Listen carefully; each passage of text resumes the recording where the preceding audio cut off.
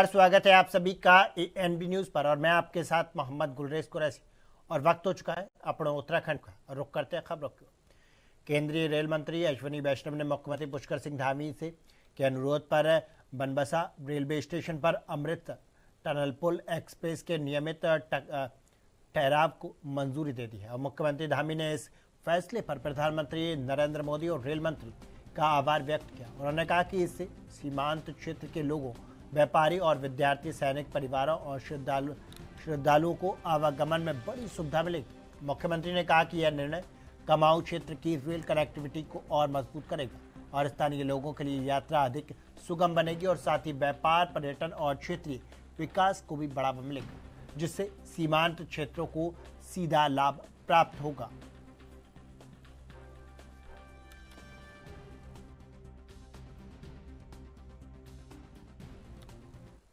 मुख्यमंत्री पुष्कर सिंह धामी ने प्रदेश में आधारभूत सुविधाओं को मजबूत करने के लिए विभिन्न विकास परियोजनाओं और निर्माण कार्यों के लिए 1967 करोड़ रुपए की वित्तीय स्वीकृति प्रदान की है और इसमें जीआईएस आधारित जल निकासी योजना के लिए 15 परियोजनाओं के लिए 1960 करोड़ रुपए की वित्तीय धनराशि शामिल है। और इसके अलावा चंपावत जिले के टनकपुर में शारदा नदी के किनारे स्थित खेड़ा गांव की बाढ़ सुरक्षा योजना के लिए 6 करोड़ 82 लाख रुपए स्वीकृत किए गए हैं। और वहीं उधम सिंह नगर जिला अधिकारी कार्यालय परिसर में चकबंदी कार्यालय के सामने इंटरलॉकिंग टाइल्स से स्टाफ कार पार्किंग निर्माण के लिए 42,12,000 रुपए की पहली किश्त जारी करने को मंजूरी दे दी। और मुख्यमंत्री ने अधिकारियों को सभी योजनाओं को तय समय सीमा में गुणवत्तापूर्ण तरीके से पूरा करने के निर्देश दिए हैं।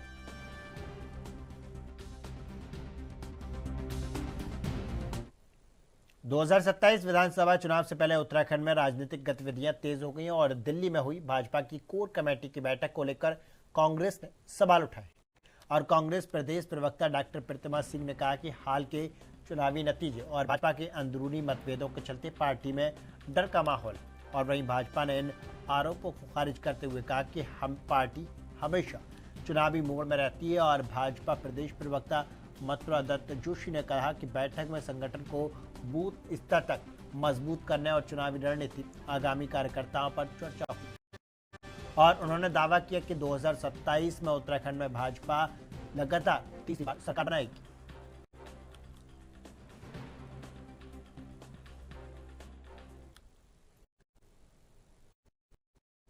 उत्तराखंड कांग्रेस के पूर्व सैनिक विभाग ने अग्निवीर योजना के विरोध में राज्यव्यापी अग्निवीर आक्रोश यात्रा शुरू की और देहरादून समेत कई जिलों में आयोजित कार्यक्रम में पूर्व सैनिकों, युवाओं और किसान कांग्रेस कार्यकर्ताओं ने भाग लिया। और प्रदेश अध्यक्ष कर्नल राम रतन नेगी ने आरोप लगाया कि अग्निवीर योजना सेना की पारंपरिक भर्ती व्यवस्था को कमजोर कर रही है और इसका सबसे अधिक लाभ असर उत्तराखंड युवाओं पर पड़ेगा। उन्होंने कहा कि कांग्रेस की सरकार बनने पर पुरानी स्थायी भर्ती व्यवस्था बहाल करने का प्रयास किया जाएगा। कांग्रेस नेताओं ने युवाओं और पूर्व सैनिकों से इस अभियान का समर्थन करने की अपील की।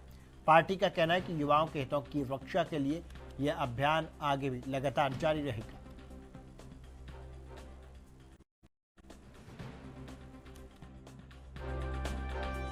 आंकड़ों के हिसाब से आपको बताना चाहूंगा, पहले हमारे देश में जो भर्तियां होती थी उसके अंदर हमने आरटीआई में डेटा मांगा कि 2019 और 20 के अंदर और 19 और 18, 19 और 20 के अंदर कितने कितने लोगों ने भर्तियां देखी थी। तो उसका आंकड़ा ये आया कि 1,64,00,000 लोगों ने भर्तियां देखी, जिसमें से 60,000 बच्चे सिलेक्ट हुए। लेकिन अग्निवीर योजना आने के बाद एक साल के अंदर वो आंकड़ा 1,34,00,000 से घटकर सिर्फ 34 लाख रह गया। तो ये 1 करोड़ बच्चे कहाँ चले गए। तो ये आंकड़ा जो है ये अपने आप में दर्शाता है कि हमारे देश के युवाओं के अंदर जो फर्स्ट चॉइस उनकी होती थी, पहली पसंद होती थी फौज में जाने की, वो खत्म हो गई। जय साथियों, मैं कर्नल राम रतन नेगी, प्रदेश अध्यक्ष पोषण विभाग उत्तराखंड कांग्रेस से हूँ। साथियों, जैसा कि आपको मालूम है 2022 में जो अग्निपथ योजना जिसके तहत अग्निवीर की भर्ती 4 साल की जा रही है, उसके विरोध में हम 2022 से ही थे। उसी टाइम हमारे शीर्ष नेता राहुल गांधी जी ने बोल दिया था कि ये जो नीति है वो देश के हित में नहीं है और हम इसके खिलाफ है और इसको बंद करने के लिए पूरा आंदोलन, देशव्यापी आंदोलन करेंगे। उसी के तहत उत्तराखंड कांग्रेस की तरफ से भू सैन्य विभाग ने एक राज्यव्यापी आंदोलन के तौर पे इसको लिया है। हमने 5 चरण पूरे प्रदेश में किए हैं और 5 चरण पूरे करने के बाद 3 चरण हमारे गढ़वाल मंडल में हुए, 2 चरण कुमाऊं मंडल में हुए। हमने 13 जिले पूरे कवर कर लिए हैं और जो हमको जनमानस से जो फीडबैक मिला है, सभी जनमानस जो है इस नीति के बिल्कुल खिलाफ है, क्योंकि ये युवाओं के रोजगार, उनके भविष्य के ऊपर बहुत बड़ा खतरा है और जो फौज की सैन्य परंपरा होती है उसके मनोबल को कम करती है और देश की सुरक्षा, क्योंकि हमारा जो बॉर्डर है बहुत ही सेंसिटिव है। एक तरफ चाइना, पाकिस्तान और बाकी छोटे छोटे जो और देश हैं वो भी आजकल खतरे। उत्तराखंड में लगातार हो रही बारिश से जनजीवन पूरी तरह से प्रभावित है और पहाड़ी इलाकों में भूस्खलन की घटनाएं बढ़ने से कई सड़कों पर आवाजाही बाधित है, जबकि नदियों और नालों का जलस्तर भी लगातार बढ़ रहा है। और मौसम वैज्ञानिक रोहित थपलियाल ने बताया कि जुलाई और अगस्त में प्रदेश में सामान्य से अच्छी बारिश होती है और इस बार भी अधिकांश क्षेत्रों में सामान्य के आसपास वर्षा दर्ज की जा रही है। हालांकि कई स्थानों पर भारी से बहुत भारी बारिश की संभावना बनी हुई है, जिससे भूस्खलन और जलभराव का खतरा बना रहेगा। और मौसम विभाग ने लोगों से संवेदनशील क्षेत्रों में और विशेष सतर्कता बरतने और नदी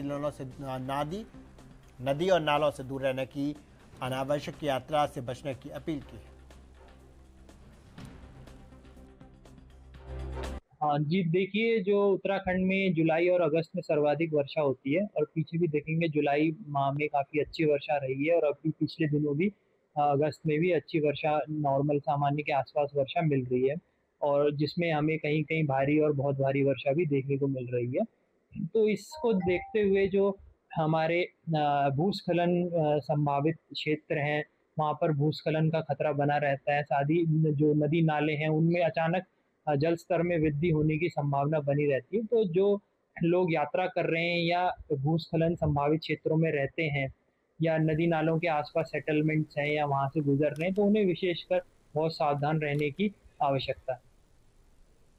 उत्तराखंड में 2027 विधानसभा चुनाव को लेकर सियासी सरगर्मियां तेज हो गई और भारतीय जनता पार्टी ने एक बार फिर से प्रदेश सरकार बनाने का दावा किया।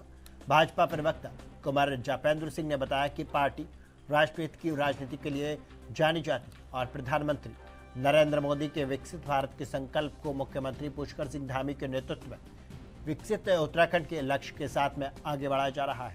उन्होंने कहा कि राज्य सरकार विकास कर, जन कल्याणकारी योजना और जनसंपर्क अभियानों के माध्यम से लगातार जनता के बीच सक्रिय है और भाजपा का दावा है कि सरकार के कामकाज और उपलब्धियों के आधार पर 2027 के चुनाव में जनता एक बार फिर पार्टी को आशीर्वाद देगी और भाजपा दोबारा सरकार बनाएगी। भारतीय जनता पार्टी एक ऐसा संगठन है जो राष्ट्र हित की और राष्ट्र नीति की राजनीति के लिए जाना जाता है और आज भारतवर्ष के अंदर भारतीय जनमानस के मन में जो भारतीय जनता पार्टी के प्रति विश्वास जागा है, भरोसा जागा है, तो उसके साथ भारतीय जनता पार्टी आगे बढ़ रही है। अपने विकसित भारत के स्वप्न को, माननीय प्रधानमंत्री मोदी जी का विकसित भारत का स्वप्न, उत्तराखंड को विकसित उत्तराखंड बनाने का स्वप्न, युवा मुख्यमंत्री दिन रात जनता के बीच में बने हुए हैं। सरकार जनता के द्वार पर जाती है, ये ऐसा पहली बार हो रहा है और आने वाले समय में भी इसी तरह से ये गति जारी रहे, उसके दृष्टिगत हम सब लोग कार्य कर रहे हैं और निश्चित रूप से मतदाता का भरोसा और प्यार, आशीर्वाद मिलेगा और भारतीय बिहार और मध्य प्रदेश के चुनावी परिणामों को लेकर उत्तराखंड कांग्रेस प्रदेश अध्यक्ष गणेश गोधियाल ने भाजपा पर तीखा निशाना साधा। उन्होंने कहा कि केंद्र सरकार और भाजपा शासित राज्यों के खिलाफ जनता में नाराजगी लगातार बढ़ रही और हालिया चुनाव नतीजे उसी का संकेत है। गोधियाल ने दावा किया कि उत्तराखंड में भी भाजपा के प्रति लोगों का मोहभंग हो रहा है। उन्होंने मंगलौर उपचुनाव में कांग्रेस की जीत और केदारनाथ धाम उपचुनाव में कड़े मुकाबले का उल्लेख करते हुए कहा कि प्रदेश में कांग्रेस का जनाधार लगातार मजबूत हो रहा है। उन्होंने विश्वास जताया कि आने वाले समय में भाजपा की स्थिति और कमजोर होगी। जनता बदलाव के पक्ष में अपना समर्थन देगी।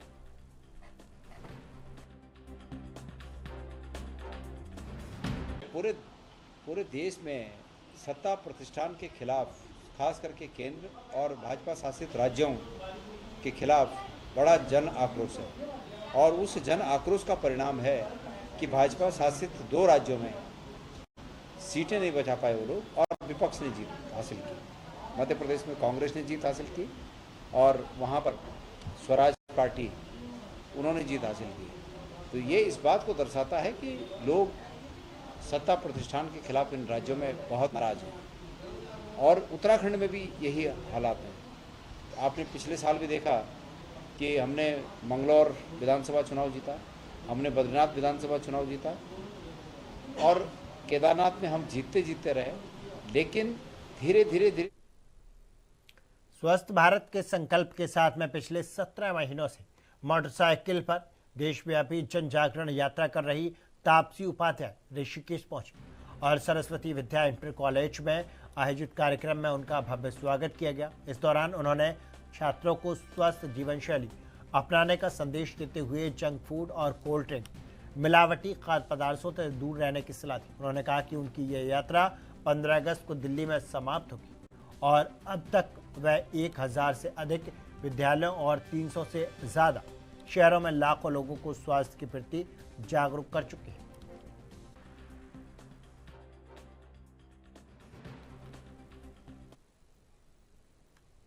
सावन में लगातार हो रही बारिश के बावजूद नीलकंठ महादेव मंदिर में कांवड़ियों का सैलाब लगातार उमड़ रहा है और भारी बारिश के बीच में पुलिस भी सुरक्षा और यातायात व्यवस्था संभालने में पूरी मुस्तैदी से जुटी है और टिहरी की एसएसपी श्वेता चौबे और पौड़ी के एसएसपी शर्बेश पवार स्वयं मौके पर पहुंचकर पुलिसकर्मियों का उत्साहवर्धन कर रहे हैं और पौड़ी पुलिस के अनुसार अब तक 13 लाख से अधिक कांवड़िए नीलकंठ महादेव में जलाभिषेक कर चुके हैं।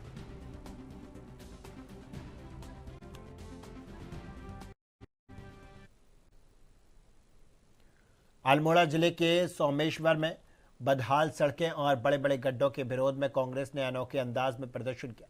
ब्लॉक कांग्रेस कार्यकर्ताओं ने सड़क के गड्ढों को स्विमिंग पूल और खाल खातिया बताते हुए प्रदेश सरकार और कैबिनेट मंत्री रेखा आर्या पर निशाना साधा। प्रदर्शनकारियों ने कहा कि लंबे समय से सड़कें जर्जर हालात में हैं और जिससे आम लोगों और स्थानीय और स्कूली बच्चों और वाहन चालकों को रोजाना भारी दिक्कतों का साथ दुर्घटना का खतरा भी झेलना पड़ रहा है। और कांग्रेस ने आरोप लगाया कि कई शिकायतों के बावजूद सड़क मरम्मत की दिशा में कोई ठोस कदम नहीं उठाया गया। पार्टी ने चेतावनी दी कि अगर जल्द सड़कों की मरम्मत नहीं हुई तो जनहित में आंदोलन को और व्यापक तेज किया जाएगा।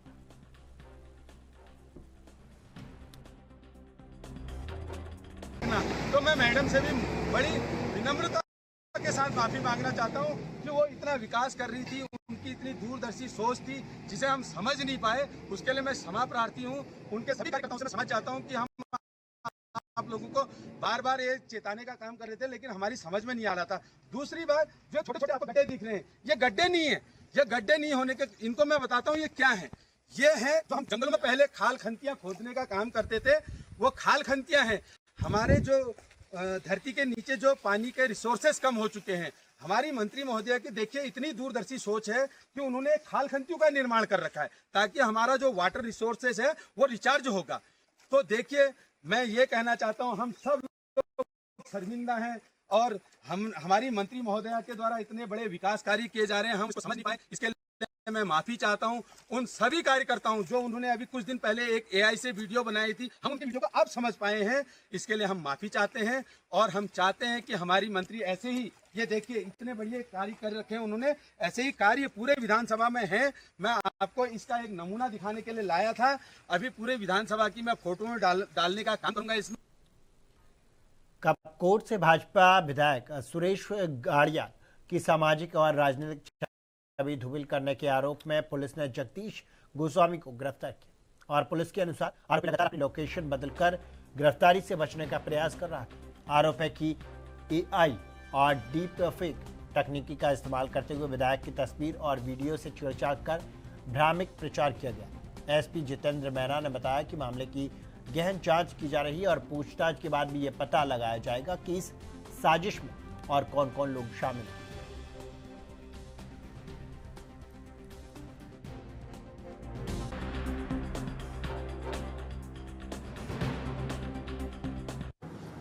जुलाई 2026 को एक जगदीश गोस्वामी उर्फ जग्गा गोस्वामी है, उसने सोशल मीडिया पे एक वीडियो वायरल किया जिसमें एक महिला की छवि को धूमिल करते हुए उनको अपमानित और बदनाम करने की नीयत से वो वीडियो वायरल किया था। इस संबंध में महिला की तहरीर पर कपकोट पुलिस स्टेशन में एक मुकदमा दर्ज किया था। इसी संबंध में माननीय न्यायालय से अभियुक्त के खिलाफ NBW भी लिया गया और कल इस अभियुक्त को पकड़ लिया गया है।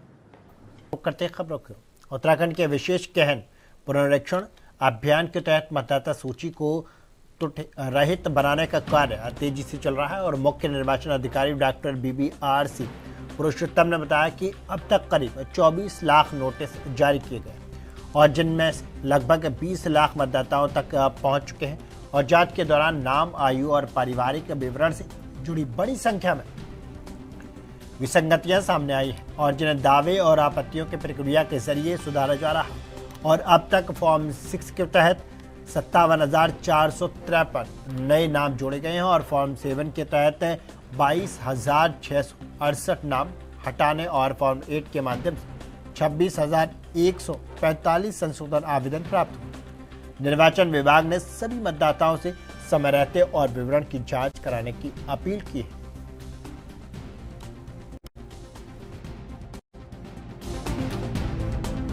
उपस्थित समस्त पत्रकार बंधु, मैं आप सब लोगों को स्वागत करता हूं।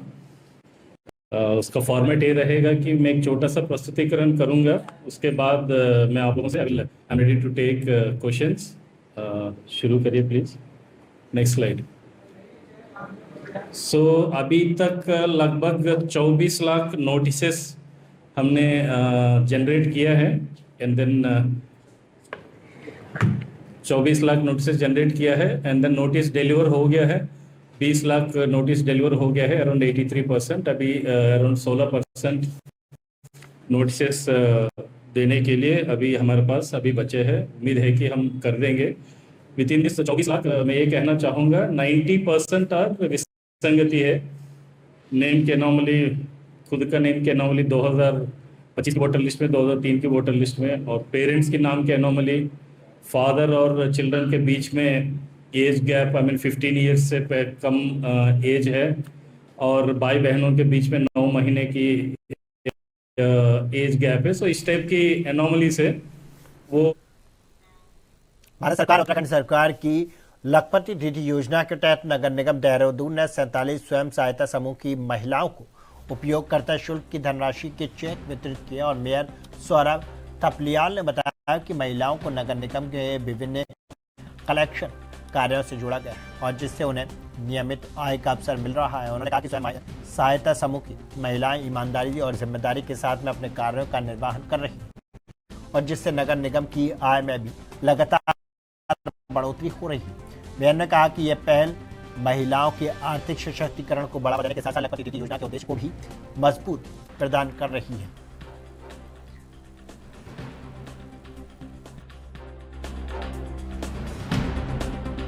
देखिए, इस समय माननीय मोदी जी की सरकार में और माननीय पुष्कर सिंह धामी जी की सरकार में महिलाओं को विशेष रूप से आगे बढ़ाया जा रहा है।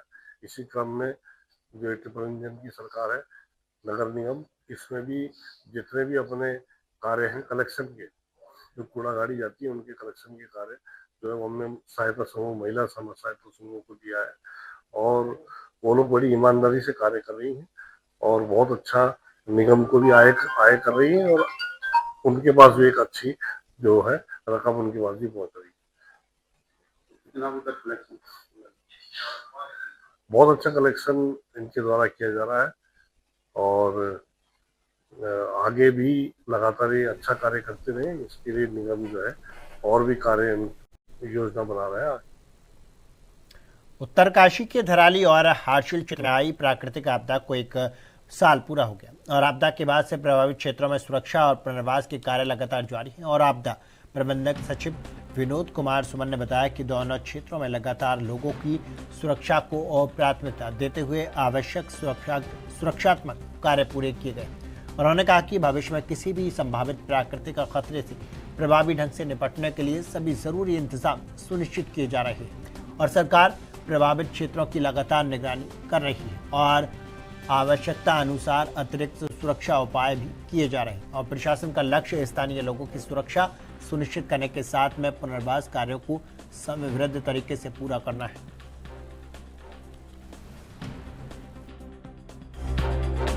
सतर्कता के लिहाज से देखिए, माननीय मुख्यमंत्री जी के नेतृत्व में हम लोग लगातार चाहे धराली आपदा हो, चाहे प्रदेश में अन्य स्थान पे जहां जहां आपदा आई हैं, जितना हो सकता था उससे बढ़ के काम किया है। राहत जो SDRF के मानक में थे, राहत राशि, मदद सहायता राशि लगातार प्रदान की गई है। इसके अलावा माननीय जहाँ पे कम था, जहाँ पे मानक पे नहीं आ रहा था, माननीय मुख्यमंत्री राहत कोष से तमाम धनराशि वहाँ पे दी गई है। बहुत सारे जो सुरक्षात्मक कार्य थे, प्रोडक्शन के काम थे, वो कराए गए हैं। कुछ अन्य कार्य जो कराए जाने हैं पाइपलाइन में, उसको भी हम लोग कर रहे हैं।